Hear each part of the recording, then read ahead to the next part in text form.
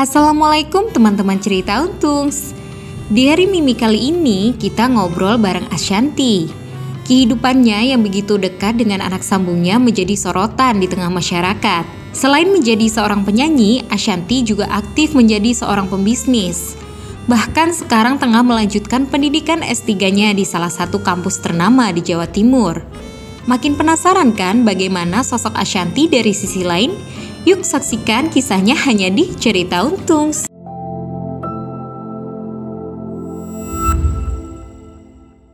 Assalamualaikum warahmatullahi wabarakatuh. Hai sahabat Mimi, apa kabar semuanya? Ketemu lagi di Diari Mimi ya. Dan alhamdulillah hari ini aku ketemu sama sosok yang Masya Allah banget. Aduh, aku adore banget sama beliau. Aku inget beliau tuh zaman dulu pas kawinan aku nge-MC-in. Iya bener. Panjang banget acaranya. Jakarta, Jember, semuanya pokoknya panjang. Dan alhamdulillah hari ini kita ketemu lagi dengan suasana yang berbeda ya. Alhamdulillah. Apa Beda kabar banget. sih? Alhamdulillah baik. Neng gimana? Alhamdulillah. Kamu udah berapa tahun sih berarti sama Mas Anang? Berarti aku ketemu 2010 akhir. Pacaran cuma berapa bulan, 3-4 bulan kan? Cepet banget kan? Tapi nikahnya, pokoknya pacaran dari 2011. Nikah 2012. 2012 ya? Berarti bareng udah 13 tahun. 2023 ya? 12-13 tahun. Itu tuh salut banget deh beneran. Karena salutnya apa? Pertama, kan istilahnya gini ya. Maafkan kamu kan ibu sambung gitu ya. Tapi kedekatan kamu sama anak-anak gitu ya, sama Aurel, sama Zil itu deket banget. Iya, kalau aku tuh ditanya masalah itu tuh suka bingung, kayak orang suka nanya kan tipsnya apa sih bisa deket sama anak-anak. Aku tuh nggak pernah ngedeketin anak-anak gitu, tapi anak-anak yang lebih kayak ada kehadiranku tuh yang dihargain. Kehadiranku tuh kayak kan kalau kita tinggal sama ayah kita butuh kehadiran mama. Kalau kita tinggal sama ibu kita butuh kehadiran ayah. Walaupun namanya orang tua kandung tuh nggak akan bisa tergantikan. Tapi di rumah kan kosong. Butuh dong sosok ibu atau ayah lah yang sebagai penggantinya di situ. Posisi lengkap lah. Posisi gitu lengkap ya. lah, formasi lengkap. Nah, akhirnya mereka tuh kayak sini gitu, kayak aku tuh baik. Sampai tiba-tiba Aurel, boleh nggak aku manggil bunda? Itu pas awal deket sama Mas Anang itu aku baru pacaran berapa bulan. Oh. Terus Aurel suruh ngambil rapotnya, kayak gitu-gitulah. Nah, ya, aduh nggak pernah punya pengalaman sama anak kecil, nggak gitu juga suka anak-anak sebenarnya dulu tuh kayak ini gimana ngurus anak, kan aku juga nggak berusaha deketin mereka, tapi mereka yang deketin aku gitu kayak meminta aku untuk ada di setiap waktu-waktu yang penting buat mereka. Sweet banget ya. Iya, jadi kayak akhirnya jadi deket, jadi aku jadi jatuh cinta sama mereka. Jadi kayak mereka tuh kayak kita gimana sih saat kita merasa dibutuhkan, kita merasa disayangi. Akhirnya kan kita sayang sama bener-bener ada timbal balik gitu. Iya, betul. Nah itu yang membuat akhirnya aku jadi kayak sayang, akhirnya jadi ngatur, jadi sekolahnya, jadi apa. Nah dari situ, jadi nggak pernah yang kayak aku ngedeketin, karena kan dulu kan suka sama Mas Anangnya, maksudnya Mas Anang duluan suka, aku proses kan, jadi nggak kayak harus punya kewajiban untuk aku harus deketin anak-anak gitu. Karena kamu pikir ya walaupun kamu harus dapatnya satu paket, tapi setidaknya kamu di awal ya udah proses dulu untuk gimana deket sama Mas Anang dulu. Tapi ternyata berjalan waktu malah anak-anak yang ngedeketin. Gitu ya. Karena kan aku jatuh cinta sama Mas Anang sebenarnya bener-bener bisa punya perasaan tuh setelah nikah.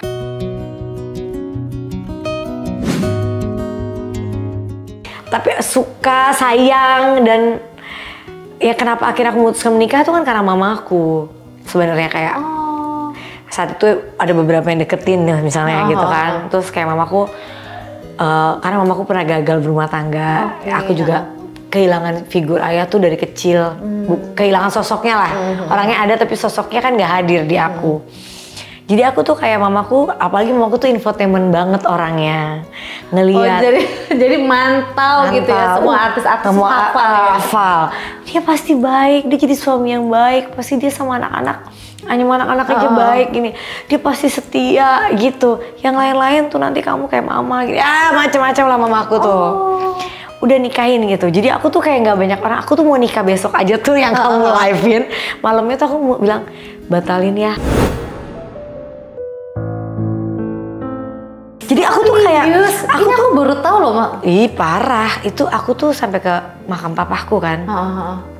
Kayak aku tuh kayak ngerasa kepaksa sama keadaan gitu loh. Kayak kita deket, terus kita nyanyi bareng. Aku deket sama anak-anaknya, terus aku sebenarnya sayang sama dia. Tapi kalau untuk nikah aku nggak siap belum, gitu. Belum kayak ini jadi suami gue loh yang akan hidup sama aku selamanya gitu. Mas Anang kayaknya aku kayaknya belum siap nih, gimana ya, atau mau akad. Oke. Terus dia bilang ya udah, kamu sholat aja. Kalau emang abis sholat kamu masih tetap belum siap, ya nggak apa-apa, kita jangan paksa. Tapi bisa lain kan. Banyak faktor soalnya ya, nggak mungkin inin aja gitu. Iya, karena ternyata setelah aku pikir-pikir aku tuh nyaman sama kamu dan aku bisa ngobrol segala hal. Aku juga ada figur di kamu. Aku juga sayang sama kamu. Tapi kalau untuk kayaknya itu belum cukup untuk suatu pernikahan gitu loh bagi aku saat itu ya. Terus aku sholat, aku ke makam papaku tuh subuh-subuh. Di situ tuh kayak ya suka telepon mama. Ma, aku kayak kepaksa sama mama, aku paksa keadaan gitu. Terus dia bilang, ya dikasih lah ceramah lah panjang, gini. Ya udah, akhirnya aku memutuskan ya udahlah, aku juga udah banyak orang kayak nggak mungkin aku udah terlalu banyak orang yang involve ya. Gitu. Ya udahlah, Tuhan semoga pilihan aku ini nggak salah, semoga aku bener-bener bisa sesuai lah dengan yang aku inginkan gitu. Nikah. Nah, nikah awal bukan nggak langsung aku bener-bener jatuh sama dia, itu namanya dua kepala jadi satu. Aku anak paling kecil, terus aku nggak merasa menemukan ternyata dia sosok yang bisa kayak aku kan butuh jarak panjang tuh karena aku pengen dia ada figur yang bisa ngomong aku. Ternyata Mas Anang tuh keras banget. Oh iya? Iya, jadi dia kalau misalnya akunya keras, marah keras, dia aku nggak bisa loh kamu nginjek aku kayak gini gitu. Oke. Aku keras juga orangnya kan karena berasa dimanjain sama lingkungan kan. Loh kok dia nggak, bukannya kayak minta maaf ngomongin atau apa, ngomong atau kayak yaudah deh apa, enggak, dia enggak, kamu tuh nggak boleh kayak gitu, jelek kayak gitu. Jadi aku tuh banyak jadi kayak diajarin harus gini. Aku tuh manja banget. Aku tuh kekanak-kanakan banget. Berasa apa aja tuh harus ada gitu. Ya. Kok kayak gini ya nikah ya gitu. Terus saat itu hidup kita kan di ruko. Terus waktu itu mau bangun rumah. Itu sempat berarti ya tinggal di sana tuh? Setahun. 8 bulan lah. Oh itu kan terkenal banget tuh, rukonya Anang gitu kan. Terus karena kita malu nggak pindah-pindah kan, wartawan waktu itu kayak mana kok nggak pindah-pindah, rumahnya lama banget bikinnya gitu kan. Terus semua uang aku sama dia. Terus aku ngerasa kayak ya aku udah gak ada uang loh, uang aku setiap dapat nyanyi kita pasti buat rumah. Terus aku nggak bisa maksudnya mau beli buat diri sendiri nggak bisa. Terus di ruko waktu itu tikusnya tuh makanin vitamin aku sampai gendut-gendut, kayak barang-barangku di tasku apa digrogotin. Oh ya aku udah chaos banget nikah tuh. Tapi aku mutusin kayak ya ini salah pilih apa gimana. Iya sempet. Iya kan sempet aku mau pisah. Pas terus akhirnya rumah belum jadi, baru pokoknya kata Mas Anang ngomong ke tukang jadiin kamar kita aja, kita tidur berempat. Oke. Jadi kita ini yang Cinere nih? Cinere. Pindah dulu deh, yang penting orang keluar dulu deh dari ruko. Yang penting orang lihat kita udah punya rumah dulu deh gitu. Rumah udah jadi depan, terus tapi belum ada isi. Baru kamar kita yang jadi, tidur berempat sama dapur. Ya Allah gitu, tapi itu dari situlah kesusahan itu yang membuat kita tuh berempat makin kayak erat gitu loh. Masya Allah ya. Terus kan nyanyi akhirnya 2 tahun nggak pernah berhenti. Lama-lama siklus kan nggak terus begitu Neng. Ada lama-lama sebulan cuma beberapa kali. Dari yang nggak pernah berhenti daripada kayak uang ngalir terus. Karena kan rumah jadi. Kalian lagi heboh-hebohnya lah gitu.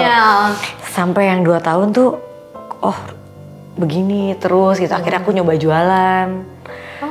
Jualan masker kefir pertama kali, ingat zaman dulu. Aurel yang bungkusin, gel yang, pokoknya kita tuh berempat kayak, aku tuh nggak dibutakan lagi dengan hal-hal yang kayak gitu. Aku kayak gue udah jadi istri, ya aku tuh harus terima segala konsekuensi itu. Dan aku tuh mamaku tuh yang bener-bener, aku alhamdulillah punya mama yang nggak matre gitu loh. Maksudnya nggak yang harus sama aja. Malah mamaku yang nyuruh nikah kan, jadi dia yang selalu nguatin kayak datang ke rumah bawain makanan. Emang rumah tangga tuh kayak gini, tapi nanti nikmat kok pasti gini karena kalian dari susah nih gini. Alhamdulillah ya 13 tahun kita berantem besarnya tuh hanya di 1 tahun pertama itu. Ya karena penyesuaian itu tadi ya. Penyesuaian, terus kayak impian seorang anak yang 5 bersaudara paling kecil yang selalu dimanjain, yang kayaknya kamu tuh 15 bersaudara? 5 dikira 15. Banyak banget. Enggak. Maksudnya kan aku paling kecil, kakak aku udah tua-tua, jaraknya jauh-jauh tuh kan impiannya, wah aku masih nikah tuh masih kayak gini ya, kayak gini. Ternyata di luar ekspektasi. Dia orang yang baik banget gitu, tapi dia tidak bisa seperti yang aku mau semena-mena gitu loh. Jadi istilahnya Ashanty yang dulu anak manja, anak yang apa-apa serba punya, ada bukan, aku kan dari keluarga yang sempat berada sampai SMP aku jatuh banget, Neng. Jadi saat aku SMP sampai aku gede tuh aku menghidupi diriku berdua sama mama, hidup berdua. Aku kan nggak mau gitu lagi, maunya nikah. Wah aku nikah nggak boleh susah lagi gitu. Aku harus udah capek banget nih kayak gini gitu. So aku ngulang lagi kehidupan kayak gini. Tapi kan gitu. setidaknya kayak gitu. Resepsi pernikahan kamu udah kayak princess loh. Tadinya nggak live. Tadinya pas pernikahan tuh nggak tahu bakal di live. Jadi Mas Anang udah di masjid aja Pondok Indah. Kita akad nanti di bawah ada aula kita resepsi ya gitu. Udah gitu, nggak ada mikirin live. Tuhan tuh baik banget sama aku.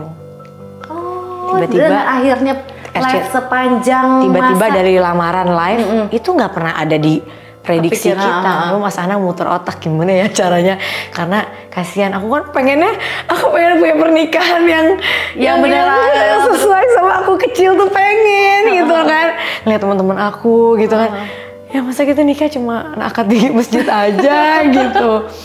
Yaudah deh aku coba ngajuin ya ke salah satu stasiun TV gitu, mau nggak ya? Mau. Mereka akhirnya tiba-tiba ya udah Mas Anang coba ngajuin aja dulu proposalnya. Akhirnya dari lamaran, akad, resepsi, ngunduh mantu, semua jadi kayak gitu. Doa dia sih, dia tuh nggak sholatnya nggak pernah zikirnya apa sampai pagi tuh kayak aku lihat tuh kayak pol banget gitu. Oh kayaknya mungkin dia pengen doa-doa dia ada yang diijabah sama Allah gitu. Dan itu kan termasuk pernikahan pertama ya yang di live-in, bener gak sih? Iya, pernikahan pertama lahir. Sampai orang pada, maaf ya orang-orang pada bete banget. Tapi betenya kalian membawa kebahagiaan juga. Tapi ditonton. Ratingnya tinggi banget. Tadinya kan mau lihat nih, Mas Anang dibilang kalau lamaran ratingnya kecil, ya udah. Yang lain kita nggak live ya. Gitu. Oh, berarti udah dikasih ultimatum. Gitu. Wah, ya udahlah, terima aja lah. Ya, lamaran tinggi, akad tinggi, resepsi paling tinggi. Sampai akhirnya sampai menang Panasonic Global Award tuh kan kita menang tuh kan jodohku. Mbak ngunduh mantu sampai lahiran. Lengkap sih. Alhamdulillah aku juga kecipratan rezekinya. Disuruh nge-host ya, alhamdulillah ya. Kayaknya aku tuh sampai kayak ya Allah baik udah. Terus kayak udah Tuhan udah terlalu baik banget lah saat itu. Jadi kayak ya udah aku dapet yang aku inginkan gitu. Maksudnya yang walaupun ya sempet di awal ya udah pokoknya ya udah aku bismillah aja deh, namanya aku cuma tinggal punya mama doang kan saat itu. Apa sih aku bisa berbakti lah sama mama, dan nggak ada laki-laki saat itu yang kayak ke mamaku tuh bener-bener.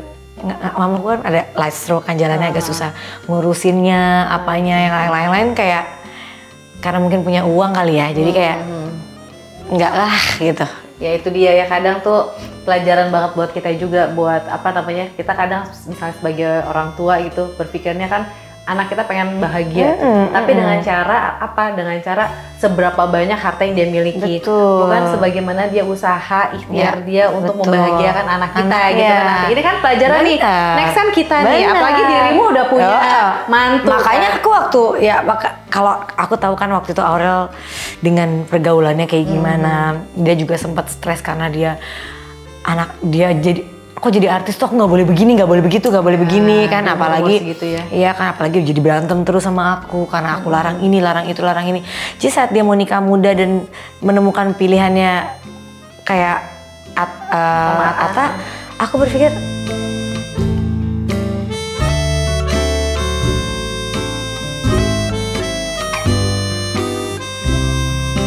dia mau ke pacaran sama kamu, jemput ke rumah. Ngomong sama orang tuanya, Cinere jauh bun, makin gitu kan makin dia Cinere kan jauh bun, oh ini jangan-jangan dari lakinya nih ngomong Cinere jauh kan, blacklist. Oh jadi semua tuh penilaian dari bundanya ya? Iya. Aurel Juliani kan ketergantungan nanya apa-apa bun ban bun. Nanya bun ya pak, bentar ya Yel gitu, bentar ya kak, itu terjadi terus menerus selama aku nyusuin 2-3 bulan lah. Kakak bun mau pakai baju ini, ya udah terserah gitu. Karena aku nggak begadang, capek, ngurus anak apa. Tiba di satu momen yang mereka datang gitu ke dua-duanya, aku lagi susah banget, asiku tuh susah banget. Lagi nyusuin, udah bayinya makin ngecil si Arsi kan, susut terus. Mereka nanya, aku marah. Mereka, kamu nggak ngurus sendiri apa? Bentar dong, udah lagi capek banget.